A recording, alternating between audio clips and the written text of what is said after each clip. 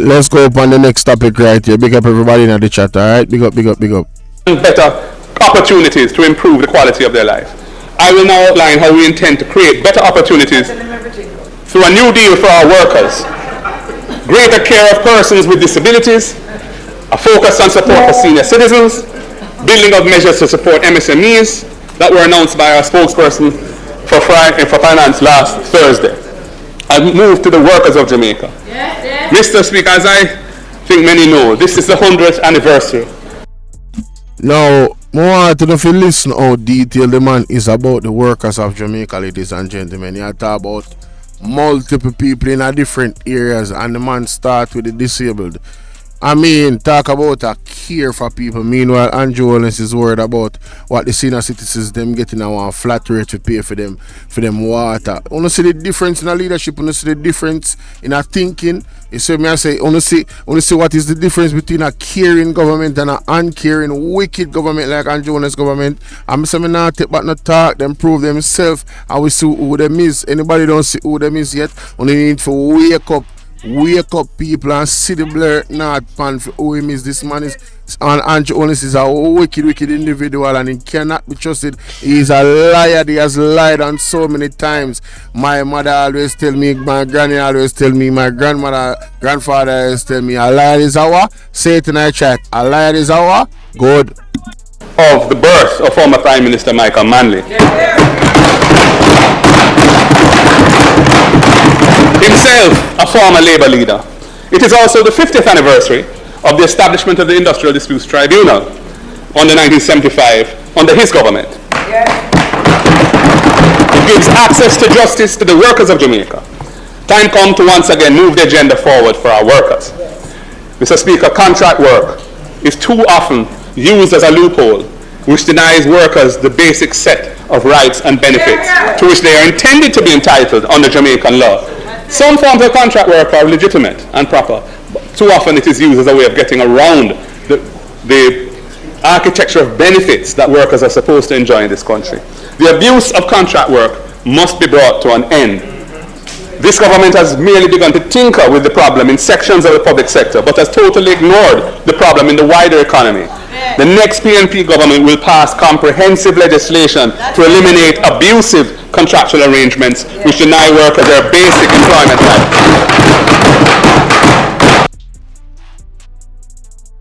You see, as a legislator, how this man attack the rights of, I've defend the rights of the people. People, I'm telling you, this is it right here. This man is the man. And his team, he has a very good team that I'm very impressed with. I have to say, I cannot tell a lie. Damien Crawford, Isaac Buchanan, you name it. The man, them, the ladies, them, everybody, yo. Trust me. This man is the man. This man is the man. But it's going to be hard work still, I don't want to get too much of a high expectation in terms of how far we're going to go, because as Mystic Sensation people really pointed out, because I was watching last night, you have to look on the fact, say, how bad is the economy, how much money is left there. They have to do a full audit before they can really roll out these plans like how they want to roll them out.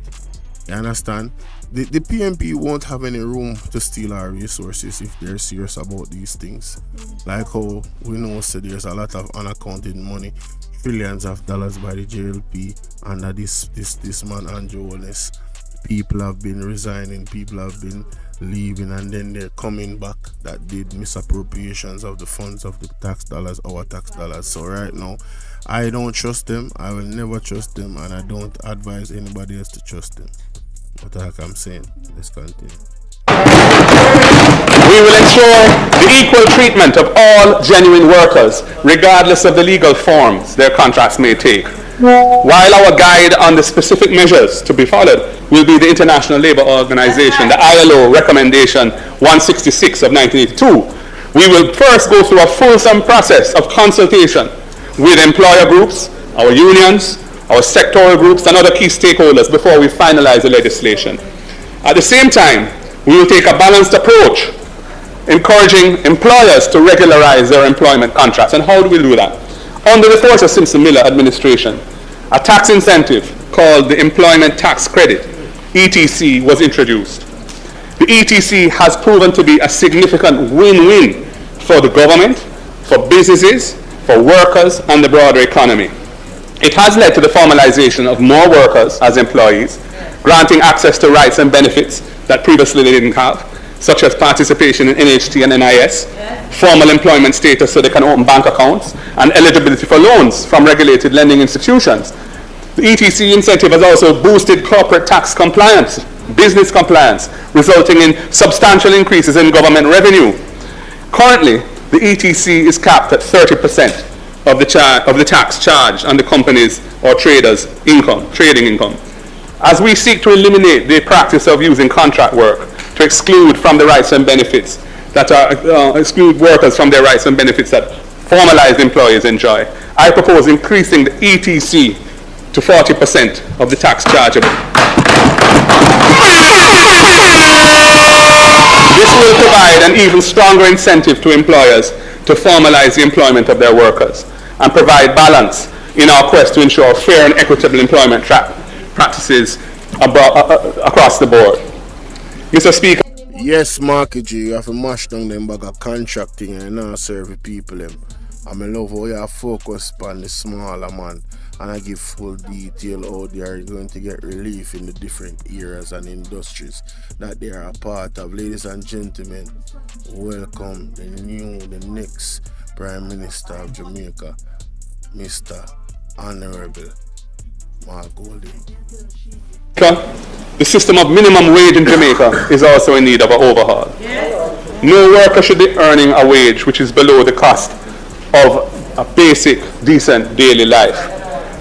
In our first year in office, I will task the Planning Institute of Jamaica, the PIOJ, to provide its insights and its research regarding shifting from a minimum wage system to a livable wage system. One which is tied to the actual cost of living and is renewed annually to account for accumulated inflation over the preceding year. The benefits, Mr. Speaker, of families earning a livable wage and living above the poverty line will outweigh any temporary effects on the employment market. And we have seen that repeatedly where people have said increases in the minimum wage, significant increases can't be done because it's going to result in displacement of employment and so on. And the thing settles down shortly thereafter and living standards are raised at the bottom of the society, which is so important. Mr. Speaker, I move to the whole question of worker representation. Some of the industries which are the largest employers of workers in the country are characterized by a lack of worker representation. We are mindful of the series of strikes in the hotel sector last year, for example, when hotel workers took to the streets to seek redress for what they described as low pay and unacceptable working conditions. Mr. Speaker, we will pursue the establishment of joint industrial councils in those industries where there are high levels of employment, but no common minimum standards for the sector, for working conditions, and no union representation. So Edmund Bartlett looks so intense. I want to him. He come like he can't get crushed. Yeah, tourism now go on good night, I'm afraid. They not do nothing for the people them. They not do nothing for the engine of tourism, the golden egg as you call it. We have the most money.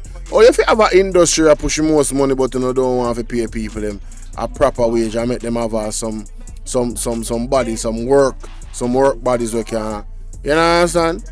But then can join and protect them from wicked blows and skirt. Employment. Some wicked employer. Some company and some big organization want to come use people.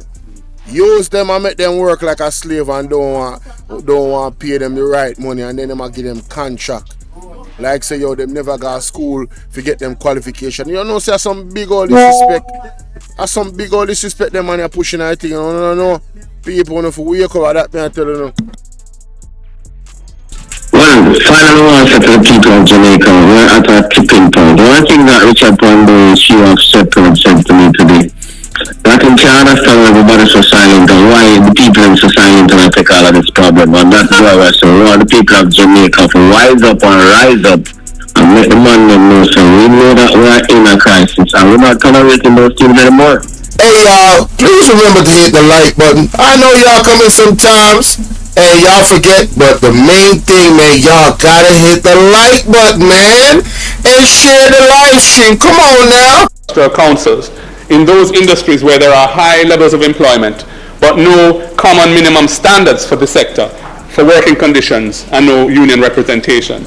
A joint industrial council is a mechanism facilitated by the state that brings employers and employees together to negotiate and settle basic standards relating to pay and conditions of work in that sector. Precedent for it exists. For example, it has been used in the construction industry in Jamaica for many years.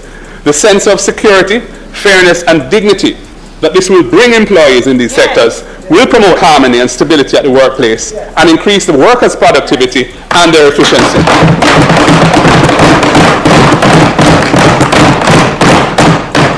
Mr. Speaker, I have been close to the community of persons with disabilities for my entire life. My father, Professor John Golding, pioneered Jamaica's only fully integrated rehabilitation center in response to the polio epidemic.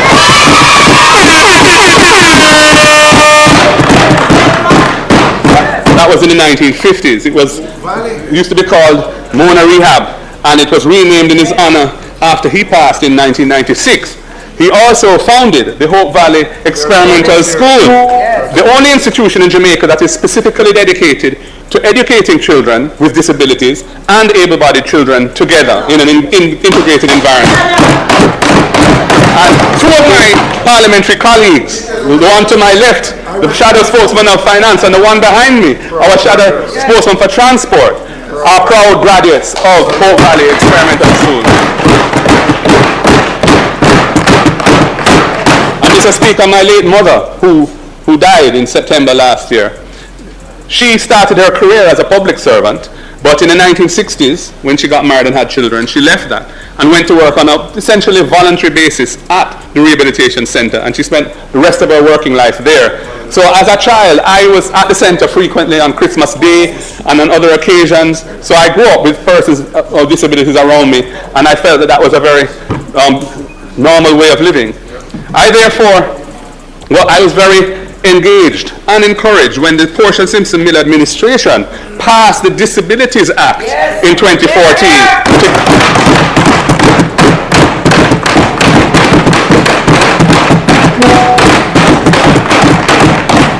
That act gives effect to Jamaica's obligations under the UN Convention on the Rights of Persons with Disabilities. And under her leadership, Jamaica stepped proudly forward as the first state to sign it. The World Health Organization estimates that approximately 16% of the country's population has some form of disability, yet less than 1% of the annual budget goes to addressing the needs of this community.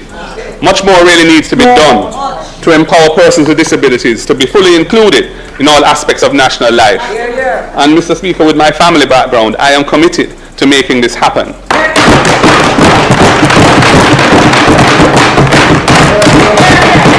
We must always remember that disability respects no one. So we must create a society that is fully inclusive of all our citizens, mindful that any one of us can become disabled at any time. Mr. Speaker, the next PNP government will establish a national disability fund with specific allocations from the consolidated fund dedicated to financing initiatives to empower persons with disabilities. So this kind of different people, because you talk about a prime minister who really a focus on the disabled, but they know the passion of him have still what his father did have, you know. I remember saying father the only one to have something like that in the English speaking Caribbean, so you know, and the mother, all the active work that she did, things you have to highlight, you know, you show character. You can see where this man is coming from and why him have a real genuine care for the people them.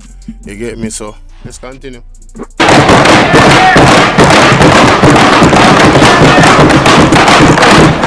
These initiatives will include funding the Jamaica Council for Persons with Disabilities, greater support for the major organizations catering to disability groups, funding assistive technologies for persons with disabilities, improving sidewalks for the use by persons with disabilities, which is a big issue, and supporting the education of persons with disabilities at the tertiary level. Mr. Speaker, and I want to take this opportunity at this moment to extend congratulations to Jamaica's Special Olympics team, who are back from Italy with 3 gold medals, 2 silver medals, and 2 bronze.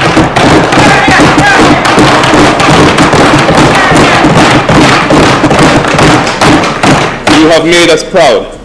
Mr. Speaker, our senior citizens constitute a critical mass of our population, who spend their working lives helping to build the country. Data shows that seniors comprise over 13% of the population, and the trajectory is that this percentage is growing steadily. We're an aging population. And with an aging population, we must put in place measures to protect this vulnerable group. All too often, Mr. Speaker, I receive complaints from retired public servants of the long delays, sometimes years, before they start receiving the pension to which they're entitled after they retire. And then there are the frequent complaints by senior citizens that their pension payments are not being paid on time. Mr. Speaker, all of this needs to stop. The next PNP government commits to fixing these problems so that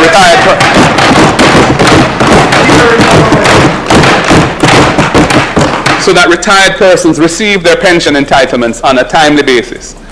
Mr. Speaker, in 2021, I think it was, I endorsed a motion brought in the Senate by Professor Senator Lloyd Morris, calling for legislation to protect senior citizens. That motion received the unanimous approval of the Senate, and a special select committee of the Senate has been established to examine the scope and modalities of the legislation and to make recommendations for action. The next PNP government will enact comprehensive legislation to protect senior citizens.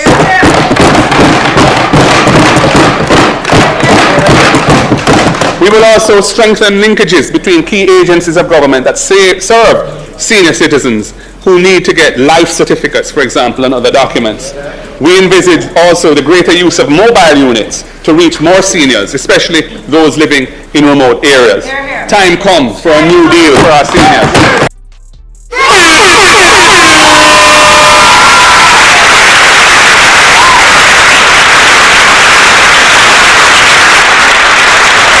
The unanimous approval of the Senate, and a special select committee of the Senate has been established to examine the scope and modalities of the legislation and to make recommendations for action.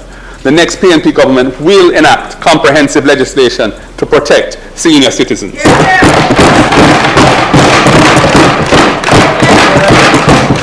We will also strengthen linkages between key agencies of government that serve senior citizens who need to get life certificates, for example, and other documents.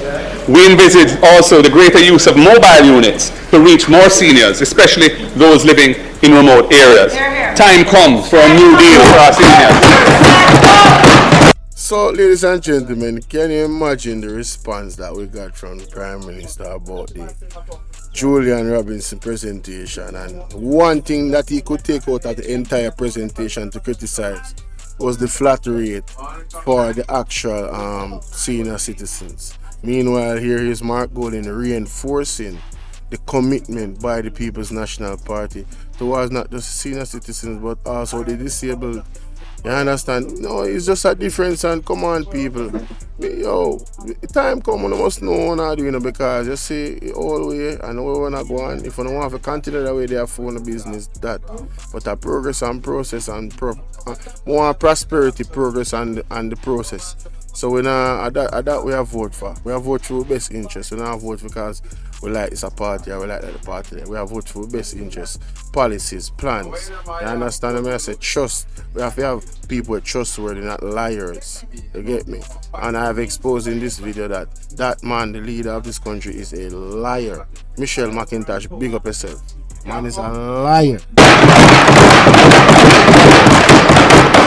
Mr. Speaker, there is a time-worn refrain that justice must not only be done, but be seen to be done. Well, here in Jamaica, too many cases occur where neither of that is true. The next PNP government will focus on social justice, constitutional reform, and some other vexing issues to which I next turn. Mr. Speaker, the situation in Jamaica with respect to beach access is unacceptable. Why should this be the country in the Caribbean that denies our people access to most of the country's beaches? It should be a benefit and joy of island life, and we will restore it to our people. We are committed. People more want to no clap in the comment section for that, because the beach thing is a real thing, Member said now, what's your name for lady from IRFM? Been advocating for this for years, the freedom. Look on down at Varsland, she say them still a fight the people in front go upon that the property they don't have Varsland. Them don't give them access to the road, them have to walk through people and them something there. People who know no government and know what them are deal with. Look on their actions and not what them are say. They are not for the people of Jamaica, they are not for us having our freedom, and they are not for us being empowered. Them people are some wicked people and if you know that. We are committed to implementing a progressive beach access policy to ensure that the public has reasonable access to Jamaica's beaches. We will work with all stakeholders, including communities which have historically used beaches. We are committed to implementing a progressive beach access policy to ensure that the public has reasonable access to Jamaica's beaches. We will work with all stakeholders, including communities which have historically used beaches for recreation and fishing, and also with our tourism interests to secure appropriate rights of access for the public to be able to enjoy our beaches. If necessary, we will use legislation to protect the public interest in having reasonable beach access while protecting the legitimate interests of business owners. Mr. Speaker, domestic and gender-based violence are a serious problem in our country. The support system for victims of gender-based violence need to be strengthened, and the cultural attitudes and practices that normalize that behavior need to be re-engineered through public education and in our school system.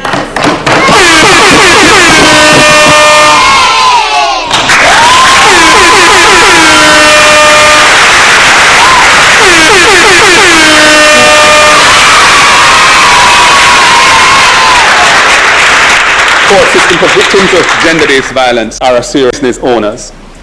Mr. Speaker, domestic and gender-based violence are a serious problem in our country. The support system for victims of gender-based violence need to be strengthened, and the cultural attitudes and practices that normalize that behavior need to be re-engineered through public education and in our school system. Remember, see a violence either way, and one way the violence going, violence in a domestic, or two way going. You understand what I say? We need to stop them thing there. Yeah, stop it. Don't put on the hand on nobody, on the behave on yourself. You understand? I need some psychiatric evaluation, Mark. Go in there, you have to go into some counsel, don't it? Alright? Yes. Love it, Marky G. We will establish support centers in every parish.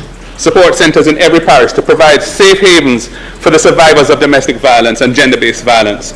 And we will move quickly to complete this long outstanding review of the Domestic Violence Act and to implement the recommendations arising from that review so that there's a more effective system for holding abusers to account.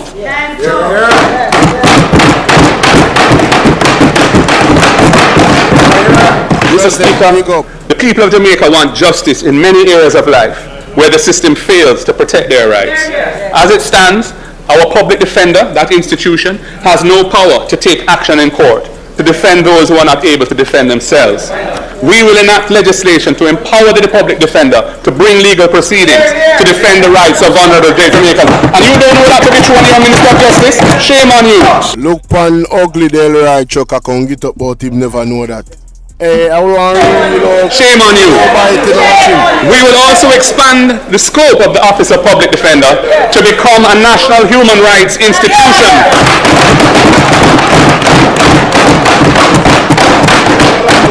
As a full-blown national human rights institution, it will monitor and report on Jamaica's performance in respecting the rights of our citizens. Mr. Speaker, as Minister of Justice, I started that process over a decade ago. It has been abandoned by this government. We will revive it and make it happen. Look on him, look on him, look on him. All is sin upon his face, watch him. All germs. I want to look at germs and I watch him. I swear to God to blows and scratch him, man. Embarrassing! We need some milk! I'm vexed, sir.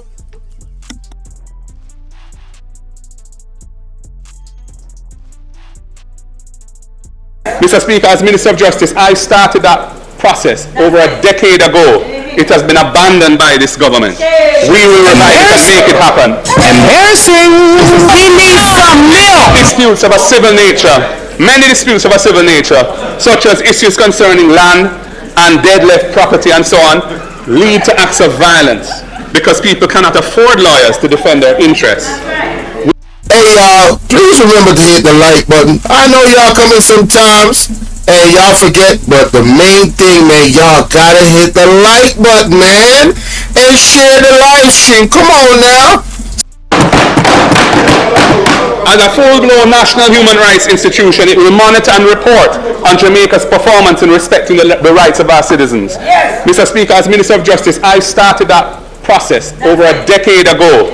It has been abandoned by this government. We will revive it and make it happen. Mr. Speaker, many disputes of a civil nature, such as issues concerning land and dead left property and so on, lead to acts of violence because people cannot afford lawyers to defend their interests. We will expand the legal aid system in partnership with the legal profession to include a range of constitutional and civil matters so that people can get help to access their rights in important areas of their lives, including property matters, estate matters, personal injury cases, and employment cases. We are going to bring rights to the people of Jamaica because they deserve their rights. Mr. Speaker, as a small island developing state, Jamaica depends on the rules of international law for our protection.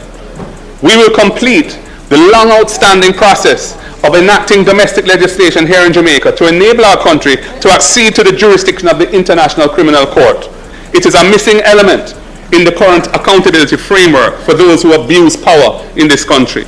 As Minister of Justice, I started that process over a decade ago. Again, it has been abandoned by this government. We will make it happen.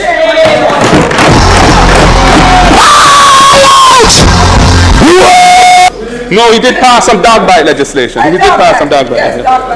Speaker, as Minister of Justice, I pioneered Jamaica's transformation in relation to ganja.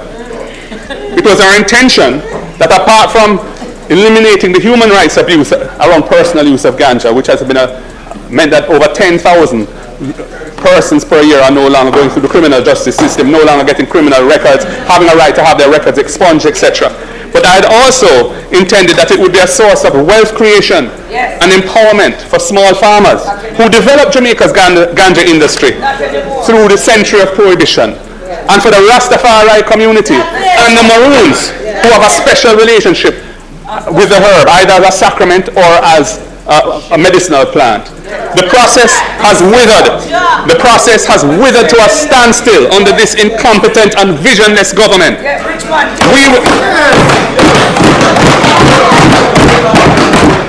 We will ensure that small farmers are empowered to participate fully in the medicinal and therapeutic ganja industry. We will also work with the Rastafari community to design an ecosystem for them to reap economic benefits from their herb, and for the Maroons so they can leverage their traditional cultural knowledge of herbal medicine. Time come for the rights of our indigenous people to be respected. Yo, uno have to love this. So hold on, let me turn to that right now. People, uno have to love this people. No, sir. When you talk about the rest of them supposed to say, Joe! Rastafari. Yo, the rest of them, when they hear that, they say, all local farmers are going in the mix. Meanwhile, them people are take ganja from Canada and sell everybody. And you have to have them bag of license narrated. Right now, yo, the man say all I small farmer them. You know the thing go Yankee BL. Hey, big up yourself, my general. More knockings. Big up we alone some and the whole family. You know. Yo, I tell you say, this man are the man people. Only listen to this again, cause all Rastaman supposed to jump up in our ear for that one. We will also work with the Rastafari community to design an ecosystem for them to reap economic benefits from their herb. And we'll do the same for the Maroons so they can leverage their traditional cultural knowledge of herbal medicine. Time come for the rights of our indigenous people to be respected. Mr. Speaker, the local economy in communities across Jamaica benefits significantly from entertainment events, like a little round robin or a little fish fry. However, there is a lack of clarity as to the required arrangements to keep those events. Permits are too often withheld, set up as well, thank you. Permits are too often withheld in circumstances which lack transparency and appear unfair to residents. I don't know about you, I get so many complaints about that. The system is crying out to be overhauled and put on a clear and equitable footing. In keeping with our belief in consultation with communities in decision making, we will develop balanced and clear guidelines so that the nighttime entertainment in communities can be put on a clear footing and people know what their rights are and people no longer feel that they are being oppressed by an unfair system.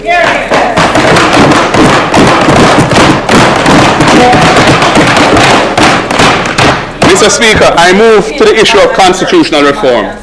The People's National Party is committed to constitutional reform. Our view is that time come for full decolonization now.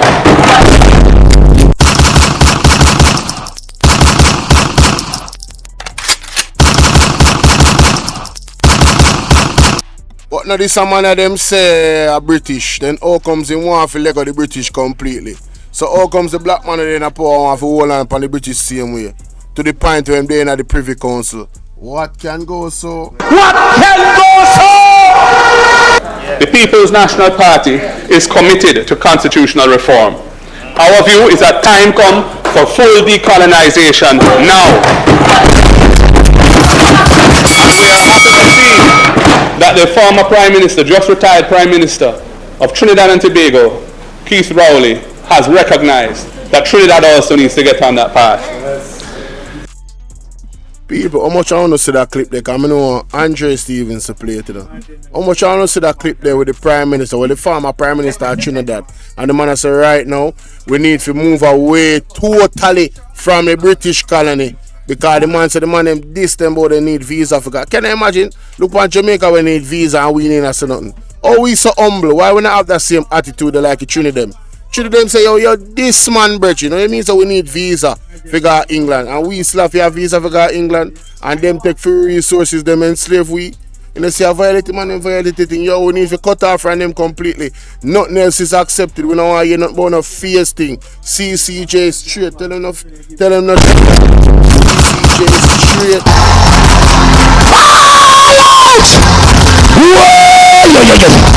We need help, Jesus. Jamaica need help. Shift the parliament. Shift the election. Shift everything. Remove them out there.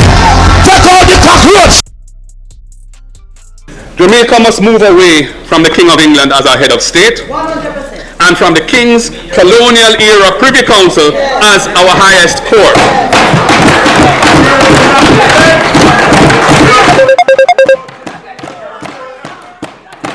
We are a proud and mature independent nation, and we must fully repatriate our sovereignty. Mr. Speaker, we reject doing this in phases because that will derail the completion of the process. I once again call on the Prime Minister on Thursday to state his party's position on embracing the Caribbean Court of Justice as our final court. Mr. Speaker, the former colonies of the Commonwealth that have succeeded in moving away from the monarchy to achieve full sovereignty, the former colonies of the Commonwealth, have done so by utilizing a tried and proven formula. The formula has two limbs. Limb one, delink from the monarch's court, either before or at the same time as moving away from the monarchy, by faithfully following the path laid down by the Constitution of the country for amending its provisions.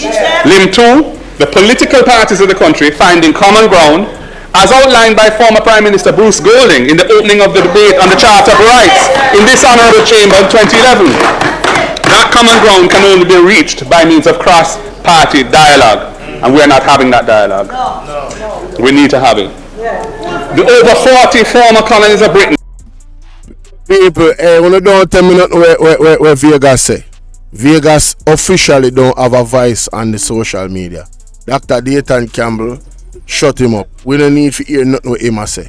Because him a go sub up scenario and a thing and a go on a bag of things and a chat bare foolishness. Listen to me, man. Don't tell me nothing about Vegas. Vegas get banned from my reaction them. Brother, we can't react to one. We have more important things to talk about. You understand? We don't know what going already with that money. That money already none at all. We have stick on the point them. We have to deal with this man does a talk about a while ago. We don't be what them a say. Them not ready. Make we hear the general again. In time as moving away from the monarchy, by faithfully following the path laid down by the Constitution. Yeah, so we don't need no privy council in our thing moving forward, and we don't want to do these things in phases. We're done with the phase thing. Just get it done, and it's done. Figure out, do the thing the right way, do the right consultation, and get the people involved, and get it done. We're not in a phase thing with this thing. You understand? And that. If you agree, type agree. Anybody, if you agree, just type agree. If you don't agree, you type disagree. Let's continue. Of the debate on the Charter of Rights in this honourable chamber in 2011. That common ground can only be reached by means of cross-party dialogue, and we're not having that dialogue. We need to have it. The over 40 former colonies of Britain across the world who have moved away from the monarchy have overwhelmingly done so, either after or at the same time as moving away from the monarch's court. Yet this government won't tell Jamaica why they don't want to follow this tried and tested formula. Some more people explain to me in the comment section what good reason they want to do the reform system in one phase. When other countries, as they have stated, multiple countries that was in the same, predicament as we with the reform of the constitution is concerned. Basically, the man say them prove and we how it done, and it done good, and it done alright, and it's solidified. So why you want to reinvent the wheel? Why Andrew Jones and Malawi Fort want to reinvent the wheel? Ladies and gentlemen, because they don't want to be transparent, them cheeky, and they are not to be trusted, especially with the rift. Be glad say the constitution still like how it still, because they can't reform it, If Mark Golding said no, no. Can you imagine if we have one weak jellyback leader we sell out? We in a trouble long time right now. They would have one thing when them needs all our information, all our constitutional rights that get violated because they were trying to pass it. And who send them go court? Mark Golding. A God send a brother. If him never know the law like how him know the law and have a bright mind in a party like where him have, we Jamaican people would not be aware of what Marlin Malawi Fort and Jonas and the rest of them when I try to do with the needs. The needs was deemed unconstitutional, and the whole of the information, down to medical information and everything, was going to be on there. You understand? People, we have to understand how deep this thing is. This is not a joke thing. This election, want to make sure so we're ready. 31st of March, make sure so we're ready for vote. Alright? Good. By proceeding as if the journey of constitutional reform can be successfully completed unilaterally with the support of one side of the aisle only, they have caused the reform process to become mangled. Their approach has shown an immense lack of care and interest in the interests of the overwhelming majority of Jamaicans who have been denied access to their final court for nearly 200 years.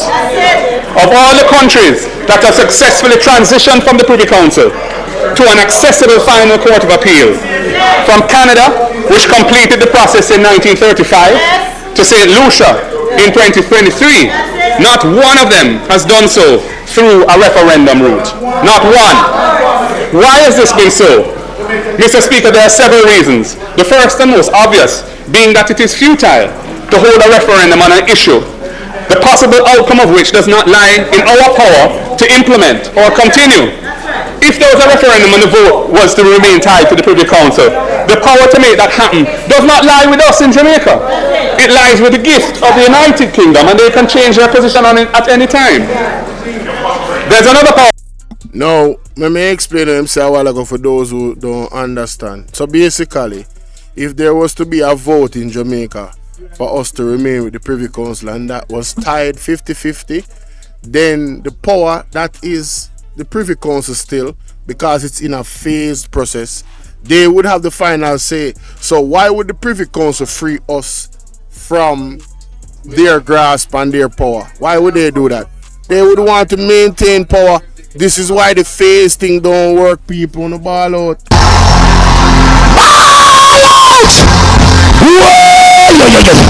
We need help, Jesus. Jamaica need help. Shift the parliament. Shift the election. Shift everything. Remove them out there.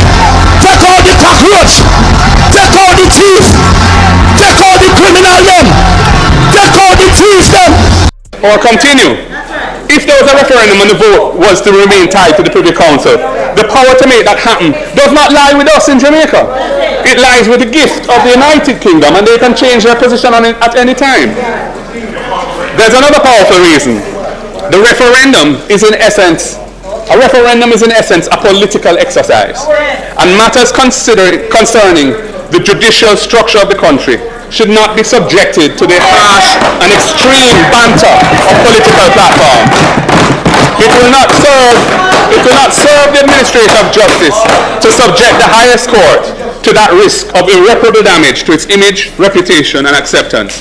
Mr. Speaker, the Jamaican Bar Association in 2015 in a public statement said, and I quote, "We feel strongly that subjecting the process to a political referendum and the vagaries of our adversarial political system will impact on the dignity of the court, which may serve to put the court into disrepute." I end quote. Mr. Speaker, in a similar vein, noted constitutional scholar Dr. Lloyd Barnett, who advocated a case before the Privy Council which resulted in a ruling that 2/3 majority is what's required for a constitutional vote to complete the transition to the Caribbean Court of Justice. He has publicly urged the Jamaica Labour Party parliamentarians to follow that correct pathway, the pathway that has been laid down by the Privy Council itself in interpreting our Constitution. Mr. Speaker, there are examples right here in our region of chaotic outcomes to such exercises that were held in 3 sister states which have a specific constitutional requirement of a referendum for transitioning to the Privy Council. Jamaica fortunately has no such requirement, and the Privy Council has said that what it requires is a 2/3 vote in both houses of our parliament. Mr. Speaker, we do not support the route that Jamaica is now on. It is not in keeping with the requirements of our Constitution, as declared by the Privy Council itself in a case brought by the Jamaica Labour Party. We urge the government to abide by the ruling of the highest court in the case that they themselves brought. So how should we proceed, Mr. Speaker? In the debate on the 2011 Charter of Rights, then Prime Minister Bruce Golding, after pointing out the pitfalls of the referendum route, set out the path by which the movement towards full independence must proceed to be successful. And I quote, he said, "What the framers of the Constitution were saying is that, look, there are some things which are so important that it is not a matter of counting up the votes to decide who has won. It is a matter of ensuring that both government and opposition can find common ground." And Mr. Speaker, what should the common ground be? The final advice of former Prime Minister Edward Seaga was to keenly follow the progress of the CCJ for an appreciable amount of time, make an assessment, and then take the next meaningful step. That was what Mr. Seaga advocated for. Well, listen to this. With 2 decades having passed since the doors of the CCJ were opened back in 2005, there has been sufficient time to assess the performance of the Caribbean Court of Justice.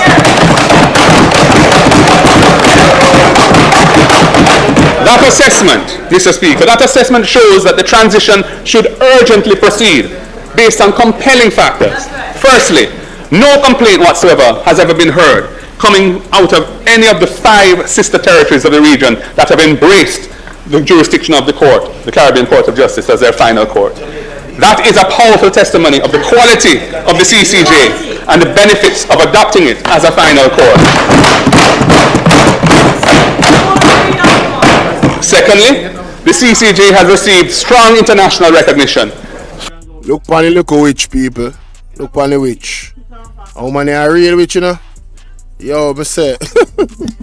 For its secure insulation from political interference and other forms of external interference, and for the efficiency of its operations, and for the excellent quality of its judgments. And Mr. Speaker, thirdly, it is unacceptable and indefensible that Jamaicans should be left attached to a court to which only the most wealthy have access. To the shameful situation where a Jamaican citizen, like me, needs a visa.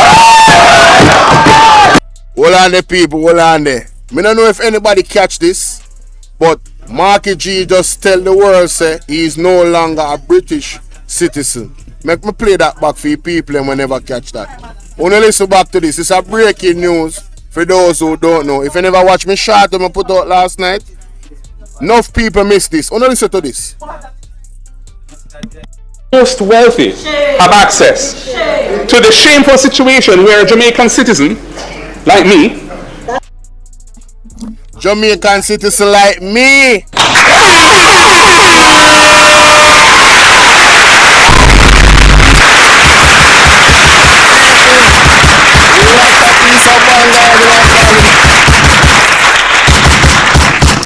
yo! What want me to tell you say now? We not talk about him citizenship as a British citizen. Where them are gonna say no?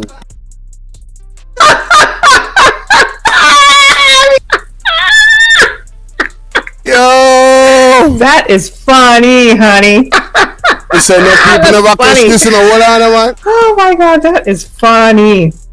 attached to a court to which only the most wealthy have access to the shameful situation where a Jamaican citizen like me needs a visa.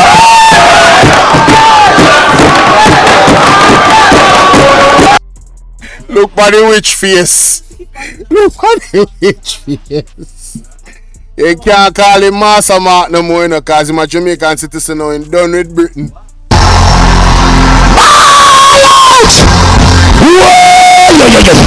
We need help, Jesus. Jamaica need help.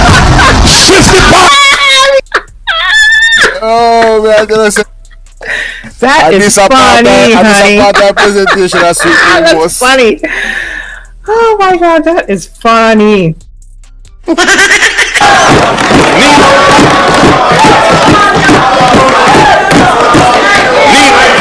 a visa.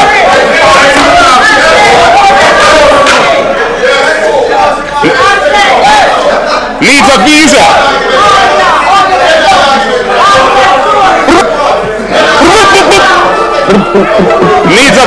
Needs a visa to travel to our final court. When the solution to putting that right lies right here in our hands, in this chamber, whether sitting as the House of Representatives or the Senate. And Mr. Speaker, access to justice is a critical issue. Right now, the vast majority of Jamaicans don't have a final court. No, not. You need a visa to go to UK as a litigant, and the cost of litigating a case in England come up to many, literally tens of millions of dollars. It is not an accessible court for the majority of our people. And when you look at what the CCJ has done for our Caribbean sister countries that have acceded to its jurisdiction as a final court, whereas in Jamaica you have a mere handful of cases going there each year, sometimes 2, sometimes 5, sometimes 1. Those countries have multiple appeals that are being heard. Their laws are being interpreted and applied. It brings tremendous economic value to have an accessible final court because it increases the rule of law and certainty in how economic transactions are conducted.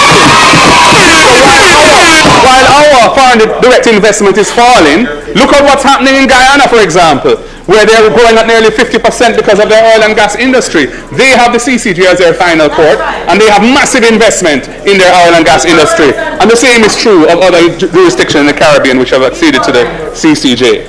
Mr. Speaker, if we undertake that assessment, as recommended by Mr. Siaga, the outcome is clear. Yes. The government and opposition will at last have found common ground. This could be the year when the historic and empowering institution of a Caribbean final court, originally conceptualized by none other than former Prime Minister Hugh Shearer and his cabinet colleagues back in 1970, comes to finally be acceded to by Jamaica, and justice at the highest level becomes accessible to all Jamaicans.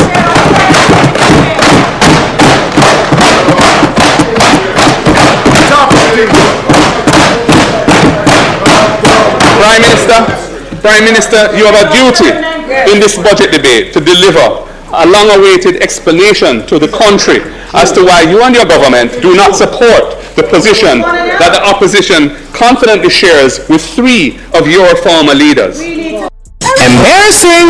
He needs some milk. Embarrassing. He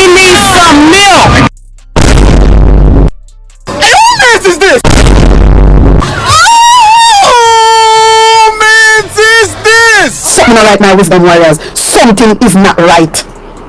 Tell about them. All lies will be exposed. That's all. And anyone who takes that the wrong way know why they take it the wrong way. I now move to the content of the Constitutional Reform Bill, now in Parliament. In our view, it is fatally flawed.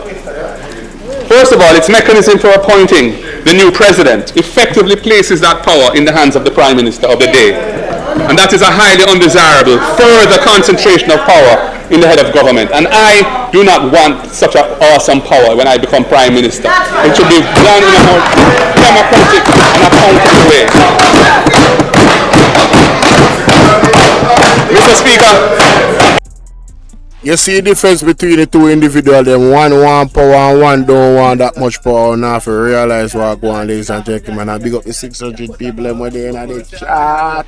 Big up on yourself.